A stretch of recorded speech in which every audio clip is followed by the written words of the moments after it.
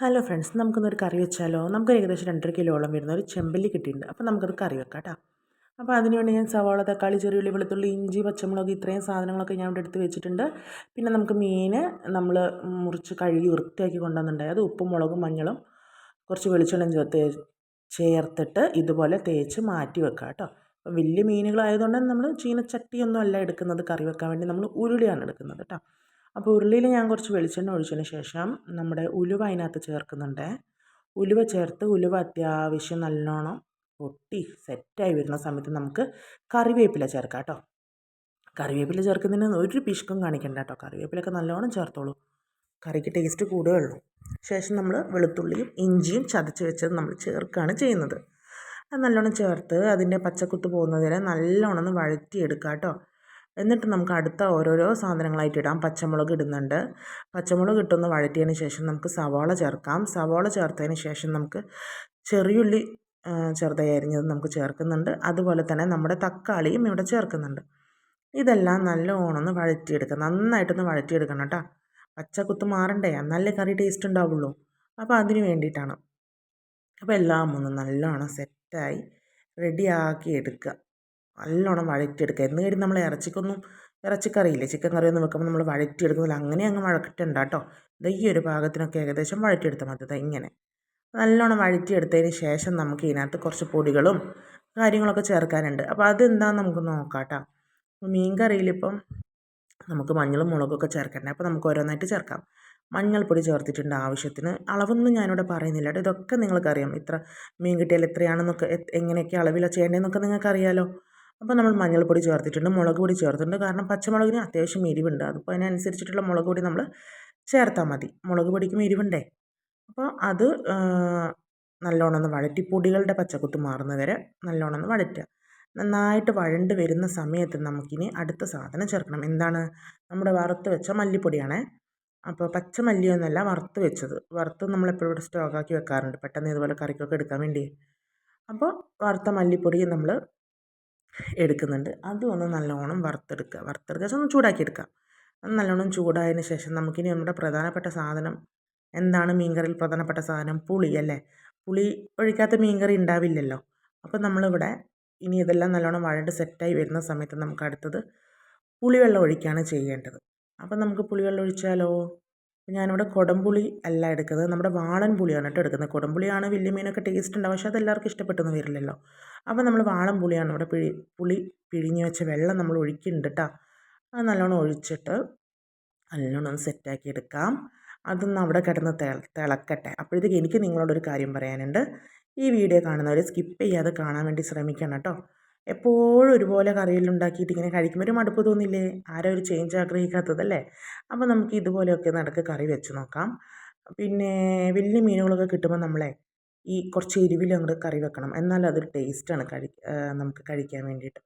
പിന്നെ അത് മാത്രമല്ല നിങ്ങളോട് പറയാനുള്ളത്, ഞാൻ ഒരുപാട് വീഡിയോസ് ഏകദേശം 2 കൊല്ലത്തോളം ഞാൻ വീഡിയോ ഇടുന്നുണ്ട്.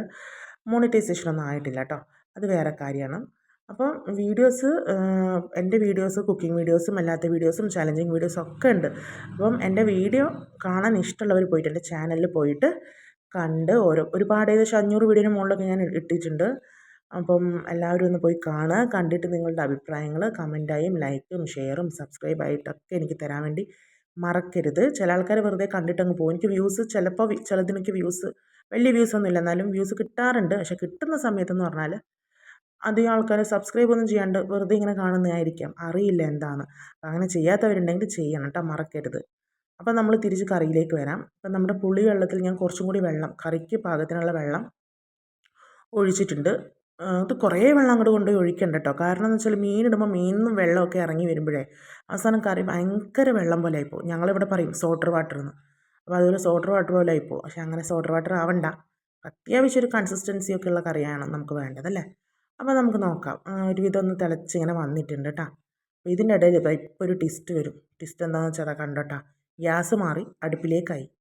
എന്താണെന്ന് വെച്ചാൽ ഗ്യാസിൽ വെക്കുമ്പോൾ ഇത് ഇങ്ങനെ വലിയ പാത്രമല്ല, അപ്പോൾ മീനൊക്കെ വരുമ്പോൾ ഓരോ ഭാഗത്ത് വേവാത്തത് പോലെ തോന്നി. അപ്പോൾ പിന്നെ നമ്മൾ അടുപ്പ് കത്തിച്ച് അടുപ്പിലേക്ക് നമ്മുടെ പാത്രം മാറ്റി മീനൊക്കെ ഇട്ടിട്ടാ. അപ്പോൾ മീനിടുന്നത് അതിൻ്റെ ഇടയിൽ എനിക്ക് പിടിക്കാൻ പറ്റിയില്ല. അപ്പോൾ മീനുകൾ നമ്മൾ ഓരോന്നായിട്ട് ഇട്ട് കൊടുത്തിട്ടുണ്ട്. അത് കുറേ വലിയ മീനുകളാണല്ലോ. അപ്പോൾ അതിലൊന്ന് വിധം തിളച്ചിട്ടുണ്ട്. കാരണം കുറേ നേരം തിളപ്പിക്കാൻ വെക്കേണ്ടത്, പെട്ടെന്ന് വേവുള്ള മീനാണ്.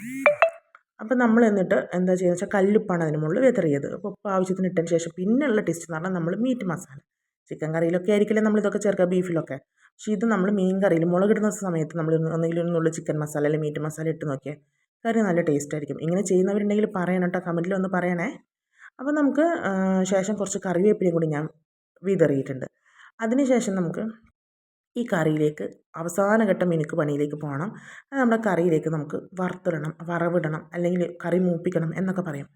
അപ്പോൾ അതിന് വേണ്ടിയിട്ട് ഞാൻ ഒരു പാത്രത്തിൽ വെളിച്ചെണ്ണ ഒഴിച്ച് കടുക് പൊട്ടിച്ച് കറിവേപ്പിലയും ചെറിയുള്ളിയും ഇട്ട് നല്ലോണം ഒന്ന് വഴറ്റിയെടുക്കുക. കറി വറുത്തിടാനാണ് കേട്ടോ, കറിയിൽ വറുത്തിടാനാണ്. അപ്പോൾ നല്ലോണം അതൊന്ന് വറുത്ത് ചെറിയുള്ളിയിൽ നല്ലൊരു പാകത്തിന് കരിയാൻ പാടില്ല, എന്നാൽ കരിയുന്നതിന് തൊട്ട് മുന്നുള്ള സ്റ്റേജിലെത്തുന്നത് വരെ ചെറിയുള്ളിയിൽ നല്ലോണം ഒന്ന് മൂപ്പിച്ചെടുക്കുക കേട്ടോ. എന്നിട്ട് ഇതാ ഈ ഒരു സമയത്തൊക്കെ നല്ല അടിപൊളി സ്മെല്ല് വരും അല്ലേ, അറിയാലോ എല്ലാവർക്കും. എനിക്കിഷ്ടമാണ് ഇങ്ങനെ വറക്കുമ്പോഴും മൂപ്പിക്കുമ്പോഴൊക്കെ ഈ സാധനങ്ങൾ മൂപ്പിക്കുമ്പോഴുള്ള മണമൊക്കെ. അപ്പം ഈ ചെറിയുള്ളിൽ മൂത്തിങ്ങനെ വരുന്നുണ്ട്, നല്ലോണം ഇങ്ങനെ വരുന്നുണ്ട്. അപ്പോൾ ഇങ്ങനെ വന്നതിന് ശേഷം നമുക്കത് നേരെ നമ്മുടെ കറിയിലേക്ക് തട്ടാട്ടോ. കറിയിലേക്ക് തട്ടിയിട്ടുണ്ട്.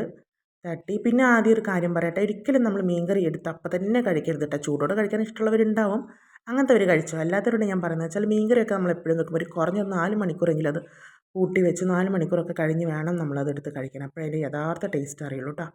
പിന്നെ നമ്മൾ അവസാന മിനുക്ക് പണിയിലേക്ക് പോവുകയാണ്. എന്താണ്, നമ്മുടെ പച്ച വെളിച്ചെണ്ണ കറിയുടെ മുകളിൽ തൂവണം. ഇതുപോലെ ആവശ്യത്തിന് കുറച്ച് പച്ച വെളിച്ചെണ്ണ ഇങ്ങനെ തൂവാം. എന്നിട്ട് നമ്മുടെ കറി മൂടി വെക്കാം. 4 മണിക്കൂർ കഴിഞ്ഞ് ഉപയോഗിക്കുള്ളൂ. അപ്പോഴേ അതിൻ്റെ ടേസ്റ്റ് നമുക്ക് കറക്റ്റ് അറിയുള്ളൂ കേട്ടോ. ഇത് കുറച്ച് മാറ്റി വെച്ച കറിയാണേ. അപ്പോൾ ഇത്രയേ ഉള്ളൂ കേട്ടോ. എൻ്റെ വീഡിയോ കണ്ട് ലൈക്കും ഷെയറും സബ്സ്ക്രൈബും കമൻറ്റും ചെയ്യാൻ മറക്കല്ലേ. Tata bye bye.